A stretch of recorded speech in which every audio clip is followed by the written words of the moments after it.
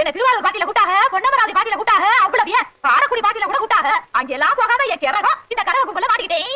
அமெரிக்காவில் Michael Jackson கூட்டாகோ, ஜப்பான்ல உன் எதிரி யார் என்று சொல், நீ யார் என்று சொல்கிறேன்னு சொல்லிட்டு அரவிந்த் சாமி அவர்கள் ஒரு வசனம் பேசுவார். ஆனா இவனுங்களுக்கு எதிரி யாருன்னே தெரியலையா அப்படின்ற ஒரு கேள்வி எழுது. மேடையில பேசுறாங்க என்னன்னு, பாஜகவையும் திமுகவை எதிர்ப்போம், மத்தியில பாஜகவை எதிர்ப்போம், மாநிலத்தில் திமுகவை எதிர்ப்போம், இவர்கள் இருவரும் ஆட்சிக்கு வரக்கூடாதுன்னு சொல்லிட்டு சொல்றாங்க. சரி, நாடாளுமன்ற தேர்தலில் நீங்க மத்தியில் ஏதாவது பண்ணிட்டு போங்க, அது உங்களுடைய விருப்பம். மாநில தேர்தலில், சட்டமன்ற தேர்தலில் உங்களுடைய எதிரி யார்? திமுக. அப்ப திமுகவை வீழ்த்த வேண்டும் என்று சொன்னால் எதிர்தரப்பு வலிமையாக இருக்கக்கூடிய கூட்டணியில் இணைவதுதான் அறம்.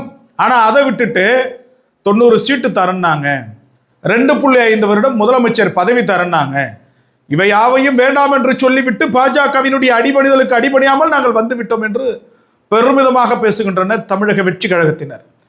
கேவலமா இல்ல? நம்மளுடைய எதிரி யாரு? திமுக. ஆனா திமுகவை வீழ்த்த நீங்க என்ன பண்ண போறீங்க? தனியா நிக்க போறீங்க. தனியா நின்று யாரை வெற்றி பெற வைக்க போறீங்க? திமுகவை. இதான் நடக்கும். எதிரியை வீழ்த்த வேண்டும் என்று சொன்னால் எதிர் தரப்பில் இருக்கக்கூடியவர்களிடம் ஒன்றிணைய வேண்டும். அதிமுக, பாட்டாளி மக்கள் கட்சி, பாஜக, தமிழக வெற்றி கழகம், அமமுக, புரட்சி நம்ம ஜெகன்மூர்த்தி அவர்கள், இன்னும் இதர பிற இயக்கங்களோடு சேர்ந்து களமாடினால் திமுகவை ஓட ஓட விரட்ட முடியும். திமுகவை ஓட ஓட விரட்ட முடியும். ஆனால் இவர்கள் திமுகவினுடைய கைப்பாவையாக, கைக்கூலிகளாக இருக்கிறார்களோ என்கிற ஐயம் எழுகிறது.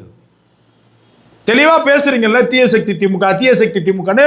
அந்த தீய சக்தி திமுகவை நீங்க தனிச்சு நின்று தோல்வி வைக்க முடியுமா? தோல்வி அடைய செய்ய முடியுமான்னா பெரும் கேள்விக்குறி.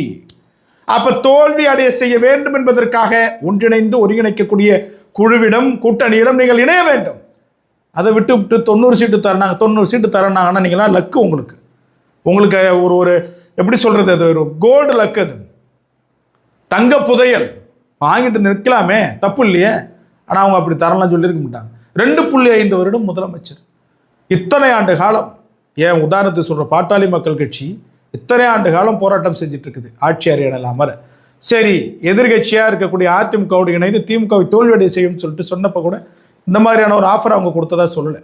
ஆனால் உங்களுக்கு கொடுத்தாங்கன்னு நீங்கள் தாராளமாக வாங்கியிருந்திருக்கலாமே. வாங்கிட்டாவது வந்து இந்த கூட்டணி கூட நின்று திமுகவை தோல்வியடை செய்திருக்கலாமே. மக்கள் தெளிவாக புரிந்து கொள்ள வேண்டும். இவர்கள் வந்து தனிச்சு நின்று அப்படியே அதை தூக்கி நிலைநாட்ட போறது கிடையாது. இவர்கள் திமுகவின் கைக்குலிகள், திமுகவினுடைய பி டீம் அவர்கள்.